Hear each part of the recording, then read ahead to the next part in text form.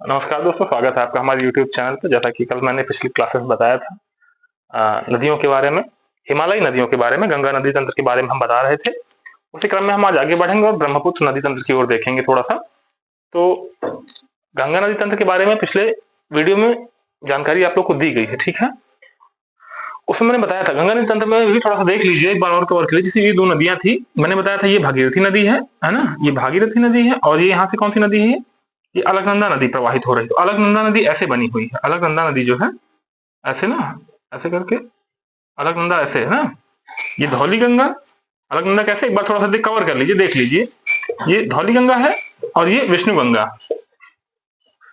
धौली गंगा और विष्णु गंगा जो है के मेल से अलकनंदा का निर्माण हुआ है। और ये जहां मिलती है उस स्थान कहते हैं विष्णु प्रयाग। कहां पर? विष्णु प्रयाग पे। इस स्थान का क्या नाम है? विष्णु प्रयाग। जहां पर धौली गंगा और विष्णु गंगा नदी आपस मिलती है उस स्थान का नाम है विष्णु प्रयाग। या पूरी अलकनंदा नदी हो जाती है। इधर से बहते हुए आती है एक नदी, पिंडार नदी। कौन सी? पिंडार नदी बहते हुए आती है। तो इस अलकनंदा से जब मिलती है, पिंडार नदी जब अलकनंदा से मिलती है तो उस स्थान का नाम क्या हो जाता है? कर्णप्रयाग। क्या? कर्णप्रयाग, है ना। और एक नदी और है जो मंदाकिनी नदी। कौन सा? एक नदी बहती हुई आती है इधर, इसमें मिल जाती है किसमें? अलकनंदा से, है ना। इस नदी का नाम है मंदाकिनी नदी। इसका नाम है मंदाकिनी नदी। इससे मिल जाती है किस जगह पे? विष्णु प्रयाग में। कहा मिलती है?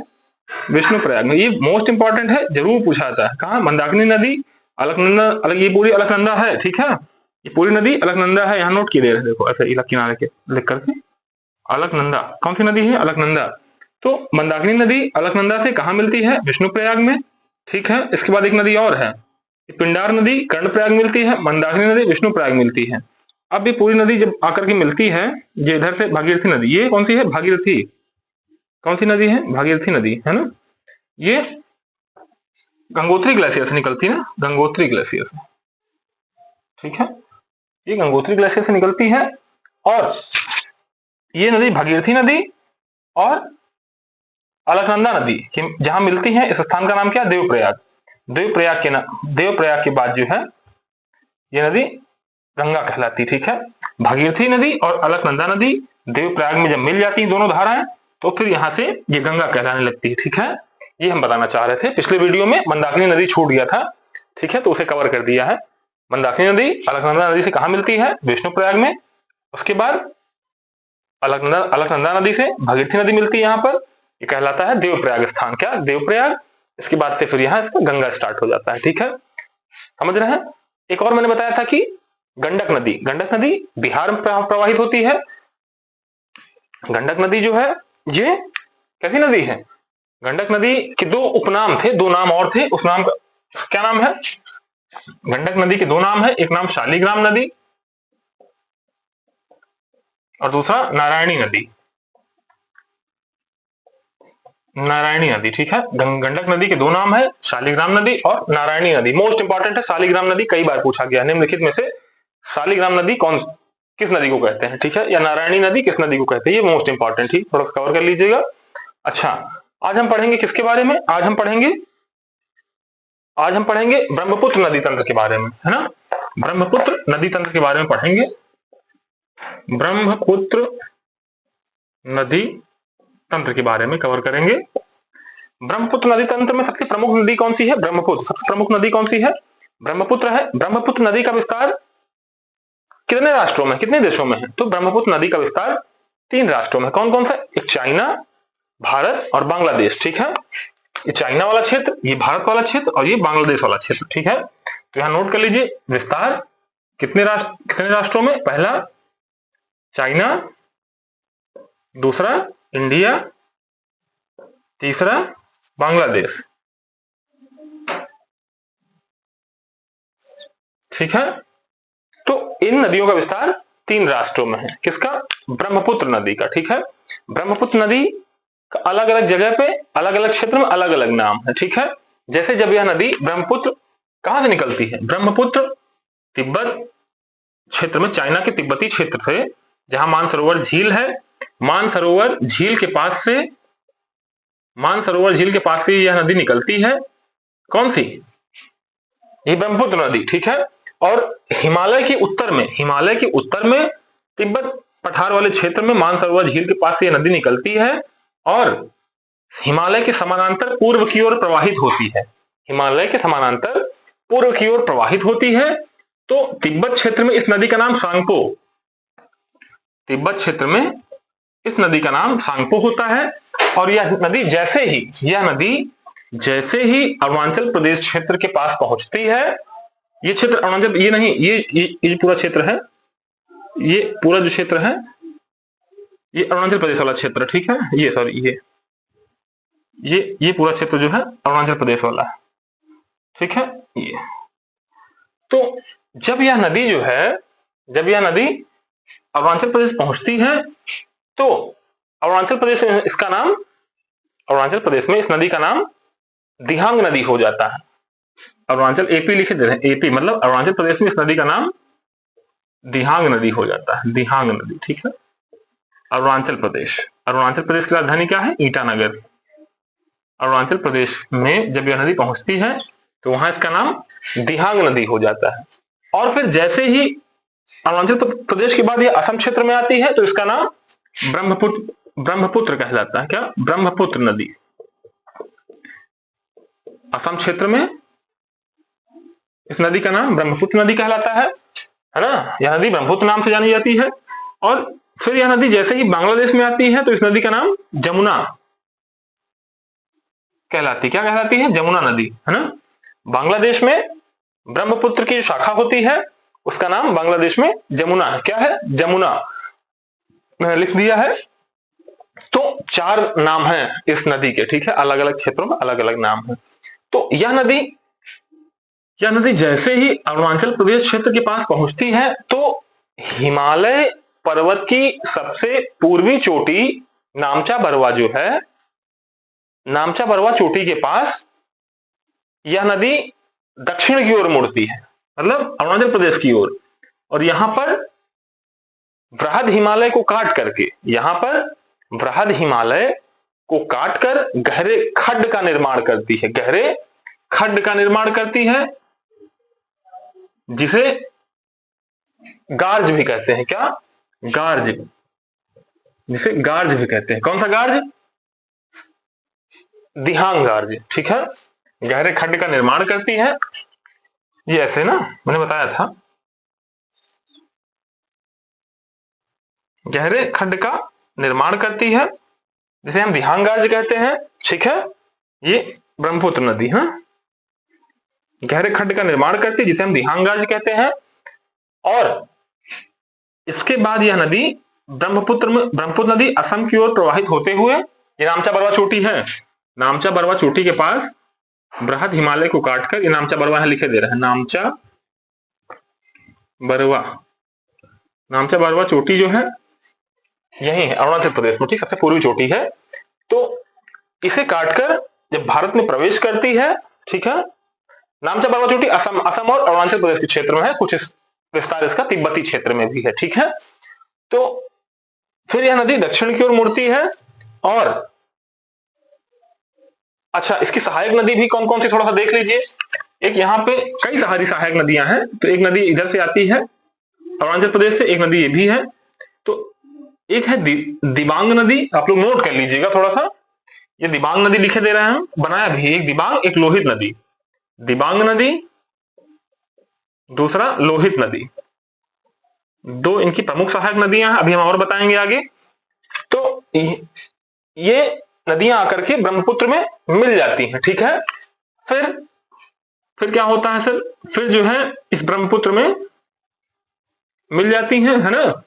और यह नदी जो है अरुणाचल प्रदेश के बाद असम क्षेत्र में जब प्रवेश करती है, क्योंकि अरुणाचल प्रदेश पर्वतीय क्षेत्र है, जबकि असम पर्वतीय क्षेत्र ना होकर के मैदानी भाग है, घाटी नुमा क्षेत्र है ना, समतल सपाट घाटियां हैं असम क्षेत्र में, है ना।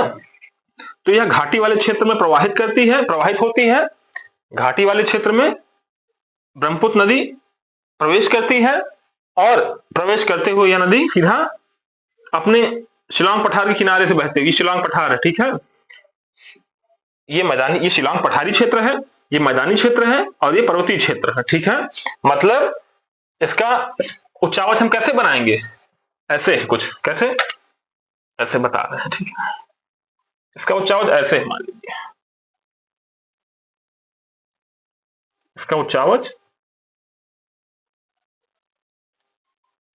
ऐसे है, ठीक है। इसका उच्चावच ऐसे है। ये पठारी क्षेत्र है, शिलांग पठार है। शिलांग पठार के उत्तर में मैदानी क्षेत्र, इसके उत्तर में पर्वतीय क्षेत्र। तो साउथ मतलब पठारी क्षेत्र ये हो गया, शिलांग पठार क्षेत्र, शिलांग पठारी क्षेत्र है ना। फिर ये मैदानी क्षेत्र, असम घाटी का क्षेत्र, असम घाटी का क्षेत्र। फिर ये पर्वतीय क्षेत्र।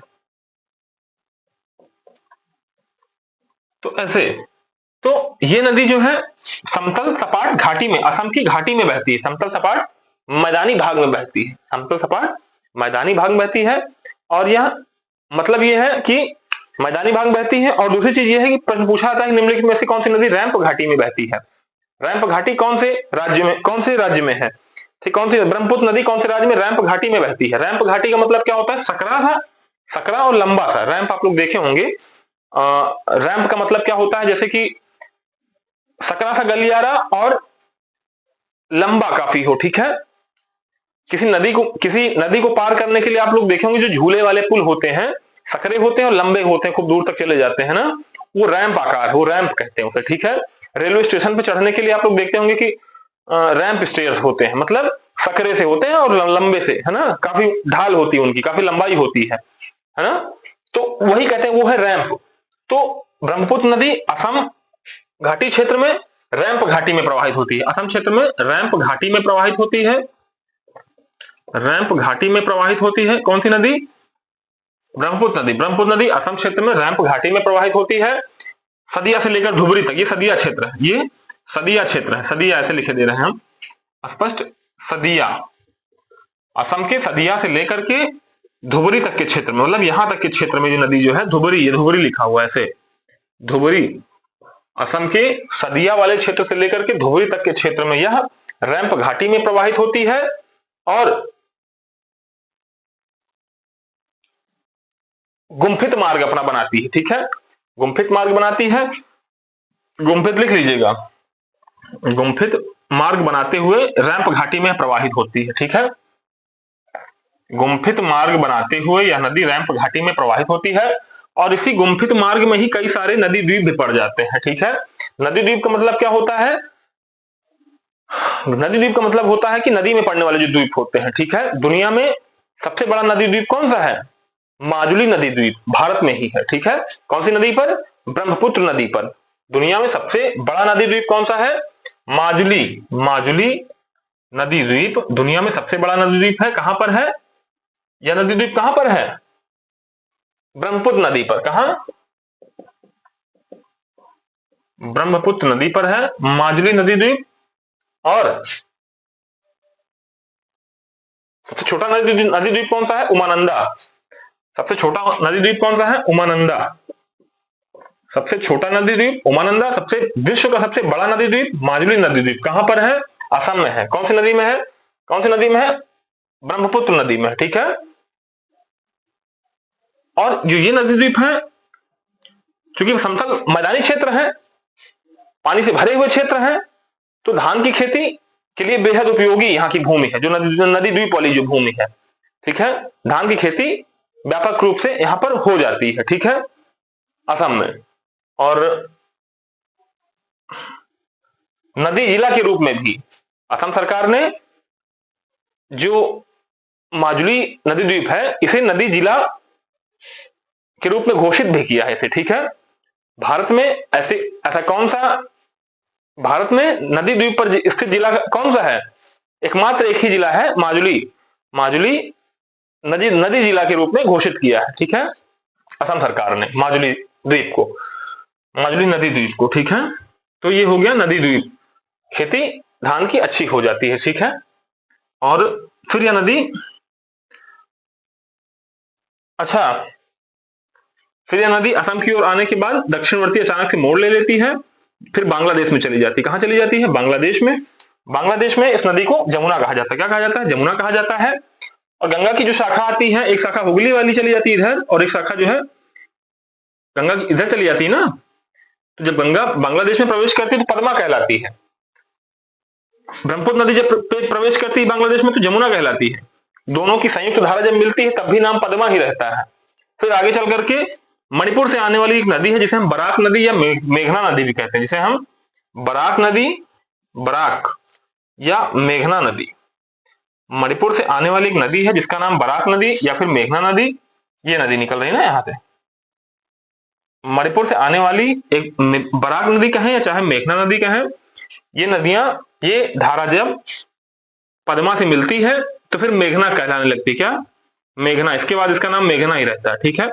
इसके बाद एक संयुक्त धारा का नाम मेघना ही रहता है। मेघना नाम से ही यह नदी बंगाल की खाड़ी में गिर जाती है, ठीक है।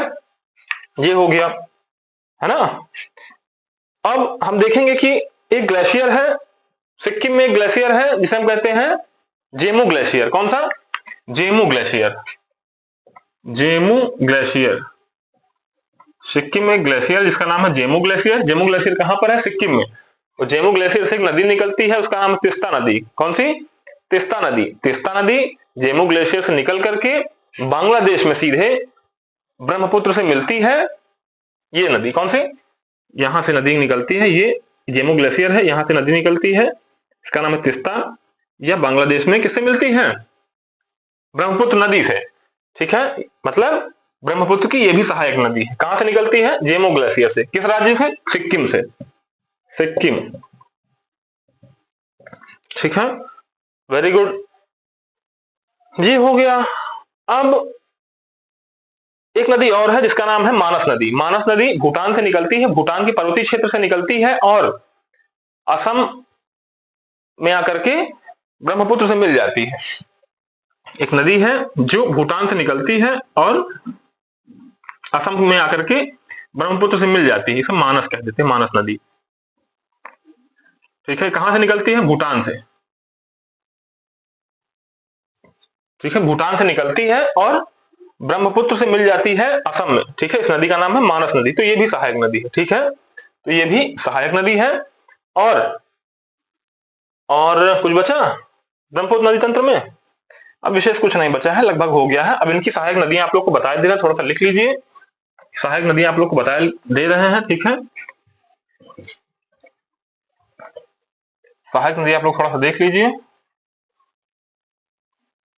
ठीक है। ब्रह्मपुत्र की सहायक नदियां हैं, उनको नोट कर लीजिए, परीक्षा में कई बार पूछ लेता है। पहला है कि लोहित नदी। कौन सी? लोहित नदी। दूसरा दिबांग नदी, दिबांग नदी। तीसरा तिस्ता नदी, मैंने बताया अभी। चौथा मानस नदी, भी बताया अभी तुरंत। पांचवा धनश्री नदी। छठा सुबानश्री नदी, सुबानश्री नदी। सातवां पगलादिया नदी। कौन सी? पगलादिया नदी। छठा, आठवां पिथुमारी। कौन था? पिथुमारी नदी, ठीक है। एक नदी और है जिसका नाम है जिया मरेली। जिया मरेली, जो नदियां हैं जिया मरेली, क्या? जिया मरेली, ठीक है। ये 9 नदियां हैं और सहायक नदियां हैं, इनको याद कर लीजिए, कई बार उठा के पूछ लेता है। सुबानश्री कई बार पूछा गया, ठीक है। निम्नलिखित में से सुबानश्री किसकी सहायक नदी है?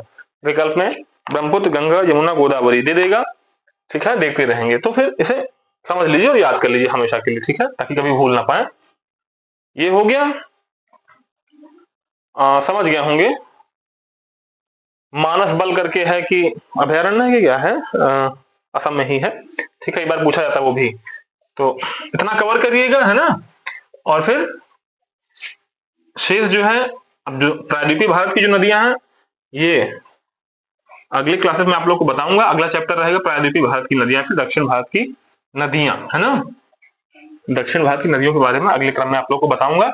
और हाँ, अगर अच्छा लग रहा हो तो फिर सब्सक्राइब और शेयर जरूर कर दीजिएगा अपने दोस्त साथियों को भी, ताकि हमारा भी मन लगा रहे पढ़ाई आप लोग को पढ़ाने में, ठीक है। और हमारे साथ बने रहेंगे तो फिर जानकारी अच्छी हो जाएगी, ठीक है। और उत्तर प्रदेश पुलिस वाले जो छात्र हैं, यही कहना है मेरा कि ढंग से मेहनत करते रहिए, ठीक है। मन लगा करके समय को बर्बाद बिल्कुल मत करिए। उत्तर प्रदेश के बारे में जरूर देख लीजिएगा, उत्तर प्रदेश के बारे में जरूर देख लीजिएगा। और हिंदी हिंदी कवर करते रहिए, ठीक है। हिंदी और रीजनिंग, मैथ्स, सारे विषय इंपॉर्टेंट है, लेकिन हिंदी और उत्तर प्रदेश स्पेशल जीके में विशेष है, ठीक है। जीके और हिंदी में उत्तर प्रदेश जरूर पढ़ लीजिएगा, और हिंदी भी, ठीक है। बाकी सब ठीक है, पढ़ते रहिए खुद भी। धन्यवाद।